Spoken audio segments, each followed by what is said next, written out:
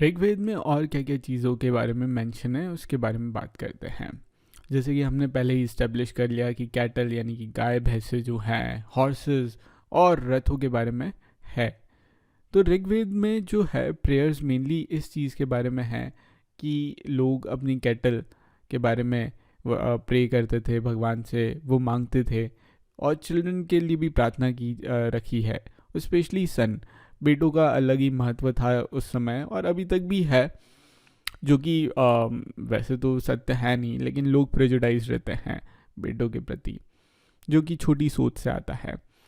और हॉर्सेस के चाह रहे थे वो कि हॉर्सेस भी दें। अब हॉर्सेस से करते क्या थे, तो हॉर्सेस को जो है वो रथ से जोड़ देते थे जिससे वो बैटल में लड़ाई कर पाए।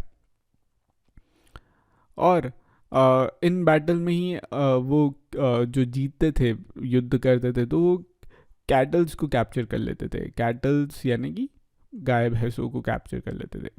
साथ ही साथ ज़मीनों के लिए भी होती थी कि किसके पास कितनी अच्छी ज़मीन है। ज़मीनों का काम क्या होता था? ज़मीनों का काम होता था कि वहाँ पे जो होती थी वो पास्चर क्रिएट होती थी, यानी कि चढ़ने की ज़मीन मिल जाती थी। साथ ही साथ ऐसे क्रॉप्स भी उग सकते थे इन ज़मीन पे, जैसे कि जो हो गया, जो फटाफट उग जाता था, क्विकली ग्रो हो जाता था। बाली यानी कि जो फटाफट उग जाता था, और इसलिए इसे हार्डी क्रॉप भी बोला जाता है। हार्डी यानी कि जैसे ज़्यादा टेंशन नहीं रहता है और इजीली ग्रो हो जाता है। कभी कभार पानी के लिए लड़ाई होती थी और कुछ युद्धों में तो लोगों को भी कैप्चर किया जाता था।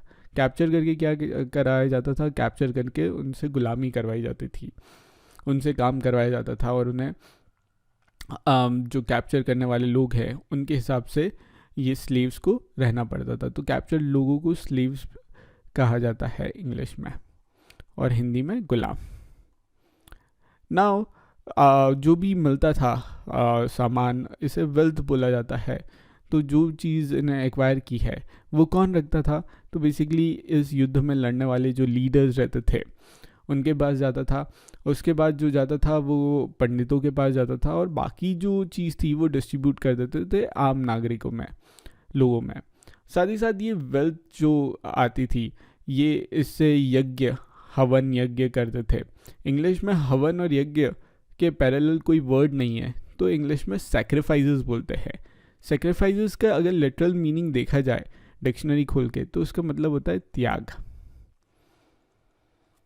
बट अब आप जब भी ये चैप्टर पढ़ेंगे तो सैक्रिफाइसेस यानी कि हवन यज्ञ, हवन यज्ञ यानी कि ये होता है हवन कुंड।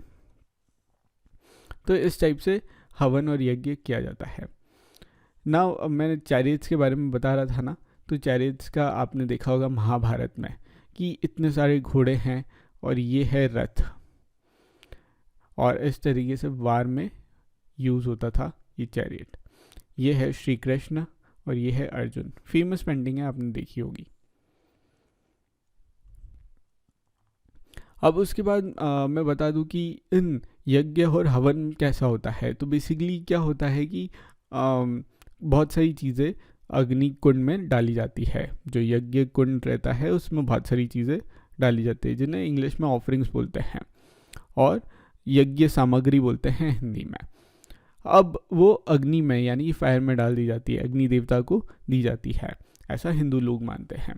वो ये भी मानते हैं कि गॉड एंड गॉडेसेस यानी कि देवी देवताओं के लिए ये सामग्री दी जा रही है। और इनमें क्या क्या यज्ञ सामग्री होती थी, क्या क्या ऑफरिंग्स होती थी? तो ऑफरिंग्स होती थी घी, ऑब्वियसली बहुत वैल्यूएबल है घी, ग्रेन्स, अनाज, और कभी कभार रेयर केसेस में एनिमल्स की भी आहुति दी जाती थी, यानी कि एनिमल्स को भी सेक्रीफाइस किया जाता था और उन्हें भी डाल दिया जाता था यज्ञ कुंड में।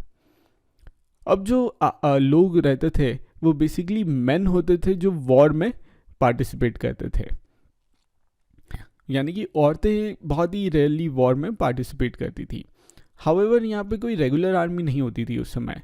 रेगुलर आर्मी यानी कि जैसे कि हमारी इंडियन आर्मी है, वो रेगुलर है, वो हमेशा जो रहती है हमारी बॉर्डर की प्रोटेक्ट करती रहती है, हमारी सीमाओं पे खड़ी रहती है और पाकिस्तान, चाइना और दूसरे देशों से हमारी रक्षा करती है। बट साथ ही साथ यहाँ पे लोगों की सभा होती थी, जहाँ पे जो ऋग्वेद के लोग थे वो मिलते थे, ऋग्वेद के समय के लोग थे वो मिलते थे, वहाँ पे मिल के वो डिस्कस करते थे युद्धों के बारे में और पीस के बारे में, क्या हमें युद्ध लड़ना चाहिए या युद्ध नहीं लड़ना चाहिए, शांति की ओर बढ़ना चाहिए। वहीं पे उतनी असेंबली में वो अपने लीडर्स और अपने नेता चूज़ करते थे। और साथ ही साथ ये ऐसा भी होता था कि ये वाले जो लोग रहते हैं, जो लीडर्स होते हैं वो यूजुअली ब्रेव और स्किल वॉरियर्स होते थे।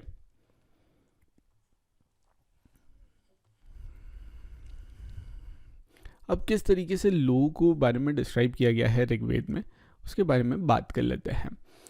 तो बेसिकली ऋग्वेद में लोगों को डिस्क्राइब किया गया है उनके काम के ऊपर, और साथ ही साथ वो कैसी लैंग्वेज बोलते थे उसके बारे में भी डिस्क्राइब किया गया है। किस जगह से, भारत बहुत बड़ा था, इंडिया बहुत बड़ा है, तो अलग अलग जगह से अगर लोग बिलोंग करते हैं तो उससे उन्हें डिस्क्राइब किया जाता था। उनकी फैमिली क्या थी, उनकी समाज, किस समाज से, किस कम्युनिटी से वो बिलोंग करते थे, साथ ही साथ उनकी कल्चरल प्रैक्टिसेस कैसी थी, उसके बेसिस पे भी लोगों को डिस्क्राइब किया गया था ऋग्वेद में। तो काम के बारे में, काम से रिलेटेड अपन डिस्कस कर लेते हैं। तो काम से रिलेटेड दो इम्पॉर्टेंट ग्रुप्स नज़र आते हैं ऋग्वेद में। एक तो प्रीस्ट यानी कि पंडित, जो कि ब्राह्मण भी कहा जाता है, उन्हें ब्राह्मण भी कहा जाता है। वो करते क्या थे, वो वेरियस रिचुअल्स जो रहते हैं, कर्मकांड जो रहते थे वो करवाते थे। ये ब्राह्मण, ये प्रीस्ट, ये जैसे कि यज्ञ मैंने बताया एक टाइप का सेक्रीफाइस रहता था, एक टाइप से कर्मकांड रहता था, तो ये ब्राह्मण करवाते थे। और दूसरा एक और ग्रुप जो बताया गया है, डिस्क्राइब किया गया है on the basis of their work, यानी कि वो कैसे काम करवाते थे, वो थे राजा। अब राजा, जैसे हमारी इमेज आती है कि राजा कौन होता है, राजा होता है कि सर पे ताज होगा और साथ ही साथ पैलेस होगा और आर्मी होगी। तो पैलेस होगा, आर्मी होगी, उनकी कैपिटल सिटी होगी जहाँ से वो राज करते होंगे, और साथ ही साथ लोगों से कर वसूल करते हैं और अपना खजाना भरते हैं।